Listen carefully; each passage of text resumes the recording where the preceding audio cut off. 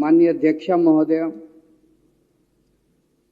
आज मैं सदन को एक कहानी सुनाना चाहता हूं।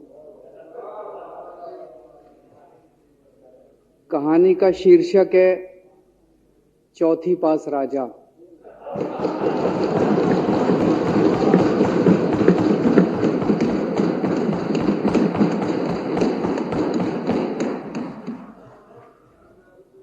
आपने बचपन में राजा रानी की बहुत कहानियां सुनी होंगी। मेरी कहानी में रानी नहीं है,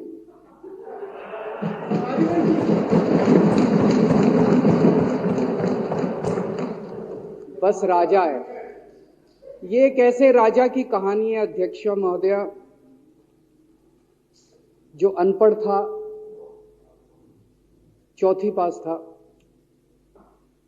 बेहद अहंकारी था, बहुत अहंकार था, बहुत ज्यादा,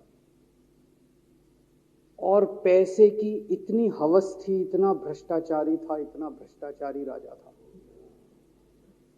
ये एक महान देश की कहानी है। एक बहुत महान देश था,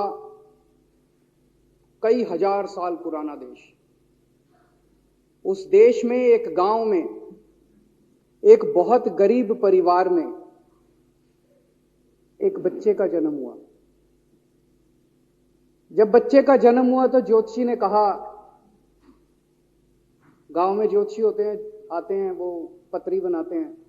ज्योतिषी ने कहा, माई तेरा लड़का बड़ा होके बहुत बड़ा सम्राट बनेगा। माई को यकीन नहीं हुआ, मेरा इतनी गरीब हूं मैं, कहां से मेरा बेटा सम्राट बनेगा। तो उसने कहा, नहीं, तेरे बेटे के ग्रह बताते हैं तेरा बेटा बहुत बड़ा सम्राट बनेगा।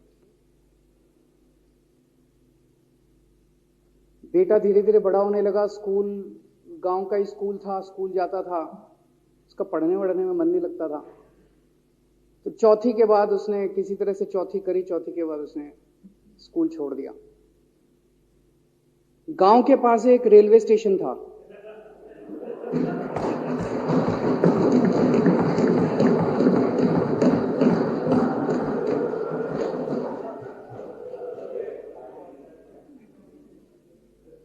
तो घर का खर्चा चलाने के लिए वो लड़का वहां स्टेशन पे चाय बेचता था।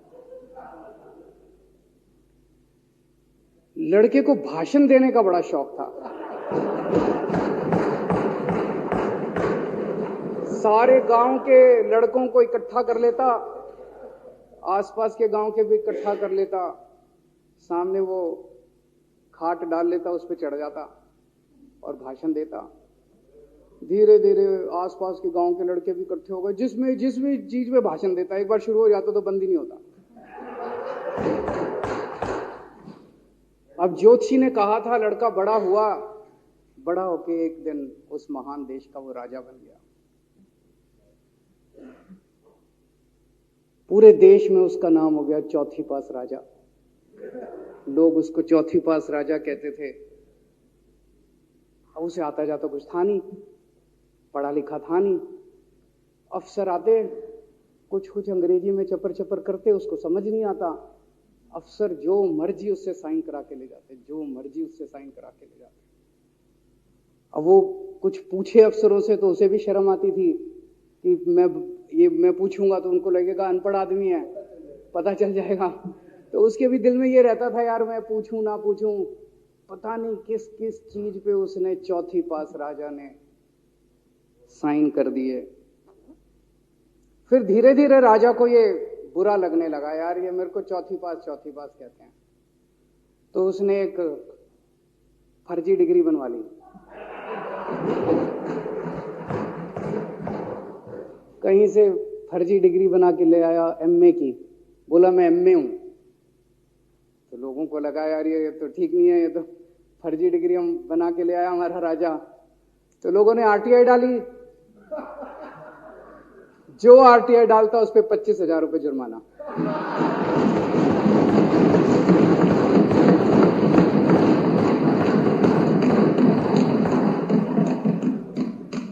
आपके नेता की बात नहीं कर रहा।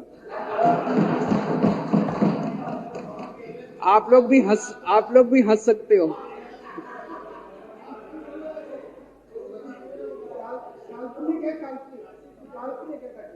तो जो आरटीआई डाले उसको 25,000 रुपए का जुर्माना, जो आरटीआई डाले उसको 25,000 रुपए का जुर्माना।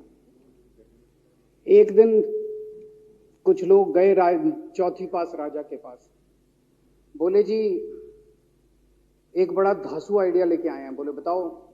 बोले जी नोटबंदी कर दो, भ्रष्टाचार खत्म हो जाएगा देश से।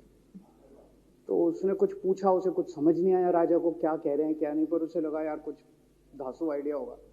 उसने एक दिन रात को 8 बजे टीवी चैनलों पे जाके नोटबंदी कर दी। बोला सारे नोट बंद। पूरे देश में हाहाकार मच गया, तड़प गए लोग, धंधे बंद हो गए, दुकानें बंद हो गई, लोग बेरोजगार हो गए, बुरा हाल हो गया पूरे देश। लंबी लंबी लाइनें लग गई पूरे देश के अंदर। लोगों ने जाके उसको कहा जी नोटबंदी कर दो, आतंकवाद खत्म हो जाएगा। ना आतंकवाद खत्म हुआ, ना भ्रष्टाचार खत्म हुआ, देश बर्बाद हो गया। वो महान देश जिसका वो राजा बना था, वो देश 10 साल 15 साल 20 साल पीछे चला गया उस नोटबंदी से, उस चौथी पास राजा की वजह से। एक दिन कुछ लोग गए उस राजा के पास, बोले जी खेती खूब बड़ी हो जाएगी, ये किसानों के कानून पास कर दो। अब उसको कुछ अकल नहीं थी राजा को, अनपढ़ राजा था। उसने साइन कर दिए, 3 काले कानून पास हो गए किसानों के। पूरे देश के किसान सड़कों पे, जगह जगह मोर्चे, 750 किसानों की मौत हो गई 1 साल के अंदर। अंत में राजा को वो कानून वापस लेने पड़े। धीरे धीरे देश की समस्याएं बढ़ती गई, क्योंकि राजा ऐरे गहरे। इससे पहले एक और राजा आया था, मोहम्मद बिन तुगलक। वो भी ऐसे ही करता था, कभी उसने देश की राजधानी बदल दी, कभी बोला मैं चमड़े के सिक्के बनाऊंगा। उसी तरह से ये था अनपढ़ राजा, कुछ भी कर देता था। अब राजा को एक दिन लगा यार मैं तो राजा बन गया, पता नहीं कितने दिन रहूंगा। तो उसकी गरीबी में जो जीवन उसने जिया था, उसे लगा यार पैसे तो कमाने चाहिए। पैसे कैसे कमाऊं? पैसे कमाऊंगा तो जनता में छवि खराब होगी। तो उसने अपने एक दोस्त को बुलाया और उस दोस्त को बोला कि ऐसा करते हैं कि मैं तो राजा हूं, सारे सरकारी ठेके तेरे को दिलाऊंगा, सारी कंपनियां तेरे को दिलाऊंगा, सरकारी पैसा तेरे को दिलाऊंगा, नाम तेरा पैसा मेरा। तेरे को पूरे उस पे 10% कमीशन तेरे को मिलेगा, सारा पैसा मेरा। दोस्त मान गया। दोस्त को क्या था, फ्री में पैसा मिल रहा था, दोस्त मान गया। उसके बाद दोनों ने मिलके जो देश को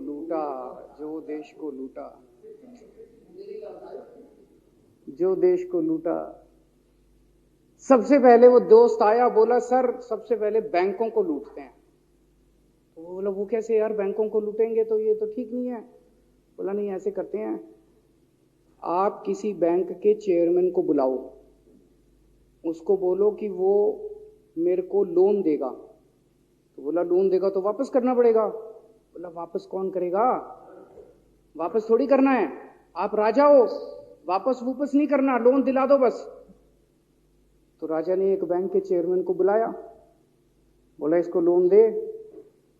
तो वो चेयरमैन की सिट्टी पिट्टी गुम हो गई, यार मैं तो मर जाऊंगा, फंस जाऊंगा, वो भाग गया। तो फिर उन्होंने ढूंढ ढांड के एक ऐसा चेयरमैन चुना जो कि सरासर भ्रष्टाचारी, जिसके ऊपर 10 फाइलें खुली हुई, जिसके ऊपर 10 केस चल रहे, उसको बुलाया। बोला देख तेरे को चेयरमैन बना रहे हैं, अब तू 10,000 करोड़ रुपए दे दे इसको, नहीं तो तेरे को जेल भेजेंगे। जेल जाना है कि पैसे दे रहा है? उसने कहा माई बाप मैं जो कहोगे जहां कहोगे साइन कर दूंगा। उसने 10,000 करोड़ रुपए का लोन उसके दोस्त को दे दिया।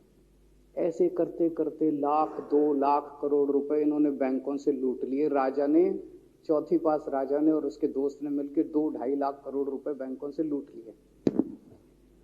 अब बैंकों से पैसा लूटने के बाद उन्होंने देश को खरीदना चालू किया। सबसे पहले उन्होंने देश के एयरपोर्ट खरीदे, पहले 6 एयरपोर्ट खरीदे, फिर उन्होंने बिजली कंपनियां खरीदी, फिर उन्होंने बिजली के दाम बढ़ा दिए पूरे देश के अंदर, फिर उन्होंने सी पोर्ट खरीदने चालू कर दिए, फिर उन्होंने कोयले खदानें ले ली, फिर इन्होंने पुलिस को भेज भेज के जो लोगों की कंपनियां थी, प्राइवेट लोगों की कंपनियां, यहां बंदूक रख रख के उनकी कंपनियां छीन ली राजा ने और उसके दोस्त ने।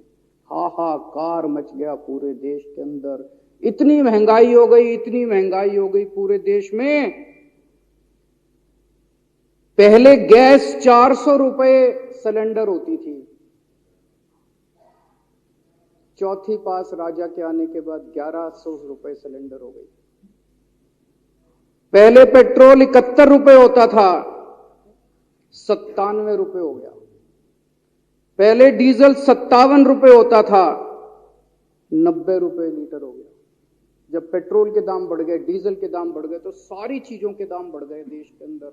हाहाकार मच गया। सब चीजों पे इसने और इसके दोस्त ने कब्जा। दूध पहले 46 रुपए होता था, 66 रुपए लीटर हो गया। बच्चों को माएं दूध पिलाने लायक नहीं बची, घरों के अंदर छोटे छोटे बच्चों के दूध छीन लिए इसने राजा ने। सरसों का तेल 90 रुपए लीटर होता था, 214 रुपए हो गया। बताओ, धीरे धीरे पूरे देश में हाहाकार मच गया। लोग अब राजा के खिलाफ आवाज उठाने लगे, लोग उसके खिलाफ बोलने लगे। तो राजा ने कह दिया, जो मेरे खिलाफ बोलेगा पकड़ के जेल में डाल दो। एक के बाद एक राजा ने लोगों को पकड़ पकड़ के जेल में डालना शुरू कर दिया। किसी ने राजा का कार्टून बना लिया, उसको भी जेल में डाल दिया। किसी ने राजा का नाम गलत ले दिया, उसको भी जेल में डाल दिया। किसी टीवी चैनल वाले ने राजा के खिलाफ लिख दिया, उसको भी पकड़ के जेल में डाल दिया। किसी जज ने राजा के खिलाफ कोई ऑर्डर कर दिया, उसको भी पकड़ के जेल में डाल दिया। ना जजों को छोड़ा, ना पत्रकारों को छोड़ा, ना मीडिया को छोड़ा, ना व्यापारियों को छोड़ा, ना उद्योगपतियों को, किसी को नहीं छोड़ा। राजा ने पकड़ पकड़ के उसने चौथी पास राजा ने सबको जेल में डालना चालू कर दिया। एक महान देश कहां से कहां पहुंच गया।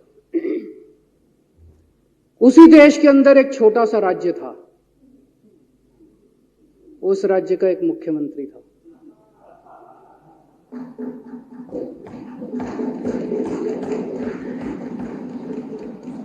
उनके चेहरे पे भी स्माइल आ गई,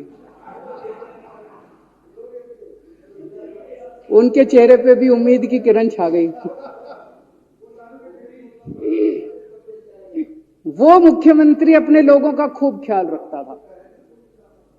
वो मुख्यमंत्री कट्टर ईमानदार था। वो मुख्यमंत्री कट्टर देशभक्त था। वो मुख्यमंत्री पढ़ा लिखा था।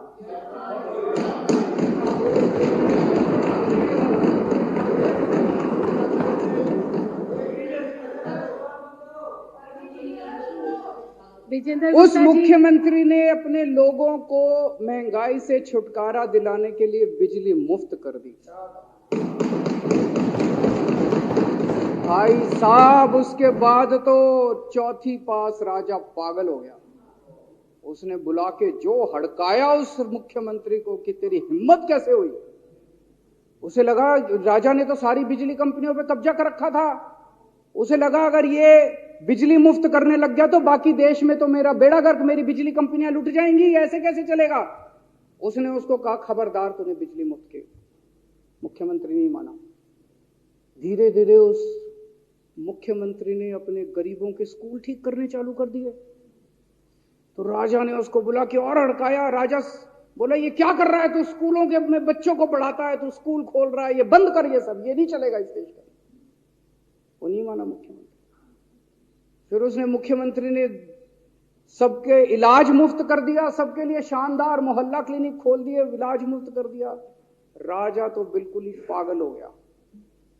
धीरे धीरे जनता को पता चला कि राजा कैसा है। एक दिन लोगों ने उस राजा को उखाड़ के फेंक दिया।